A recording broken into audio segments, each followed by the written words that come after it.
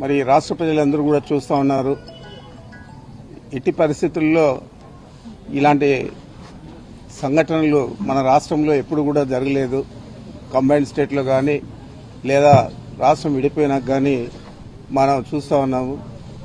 ఎప్పుడు కూడా మాజీ మంత్రుల ఇళ్ల మీద కానీ లేదా శాసనసభ్యుల ఇళ్ల మీద కానీ దాడి చేయడం కానీ వారిని నష్టపరచడం, గాయపరచడం ఇలాంటి పరిస్థితులన్నీ కూడా ఈ కూటమి ప్రభుత్వంలోనే మనం చూస్తూ ఉన్నాం.